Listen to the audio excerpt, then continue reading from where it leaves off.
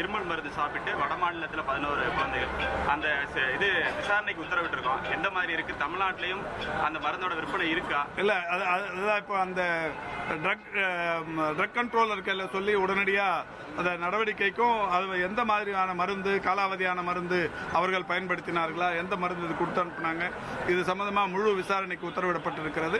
விசாரணையின் முடிவில் எந்த மாதிரியான நடவடிக்கை எடுக்க முடியுமோ சட்டப்பூர்வமான நடவடிக்கைகள் எடுப்பதற்கு இந்த துறையின் சார்பில், அந்த ட்ரக் கண்ட்ரோலர் சார்பில் அது நடவடிக்கை. தமிழ்நாட்டில் அது விற்பனையா இருக்கா சார்? தமிழ்நாட்டில் ஏன்னா அந்த குழந்தைகள் சாப்பிட்டதுக்கு அப்புறம் ஒரு மாசத்துக்கு அப்புறம் தான் கிட்னி பாதிப்பு ஏற்படுது. ஏன்னா அதுல இருக்கிற அந்த டைமெத்திலின் அந்த கெமிக்கல் எல்லா கோணங்களிலும் விசாரணை நடத்த சொல்லியிருக்கிறோம். எப்போ மேனுஃபேக்சரிங் பண்ணாங்க, மேனுஃபேக்சரிங் பண்ணதில் எந்தெந்த கலவை, என்ன மாதிரியான அந்த விஷயங்கள் எல்லாம், அதுக்கப்புறம் எவ்வளோ நாளாக அந்த மருந்து வெளியில் போகுது, இது வரைக்குமா போனதில் எங்கேயாவது பாதிப்பு ஏற்பட்டிருக்கா, இப்போ வடநாட்டில் மட்டுமே அதை பயன்படுத்தினிருக்காங்கன்னா அது எதனா காலாவதியானதா, இந்த மாதிரி எல்லா கோணங்களிலும் விசாரிக்க சொல்லியிருக்கிறோம். விசாரணை முடிவு வந்த உடனே அதற்குரிய நடவடிக்கைகள் எடுக்கும். ஓல்ட்ரிப்ன்ற அந்த இருமல் மருந்தா காரணம், அது யாராவது எடுத்துக்கிட்டாங்கன்னா மருத்துவமனைக்கு வர்றதுக்கு அறிவுறுத்திருக்கோமா?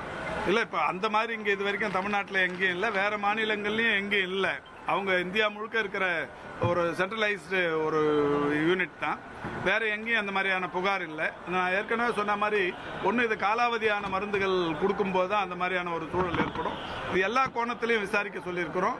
விசாரணையின் முடிவில் அந்த என்ன மாதிரியான இது வருது, அந்த மருந்தை எடுத்துக்க வேணாம்னு நம்ம அறிவுறுத்துறோம். கோல்ட்ரிப்ன்ற அந்த இருமல் மருந்தை எடுத்துக்க வேணாம். ஆமாம், அது சொல்லியிருக்கோம்.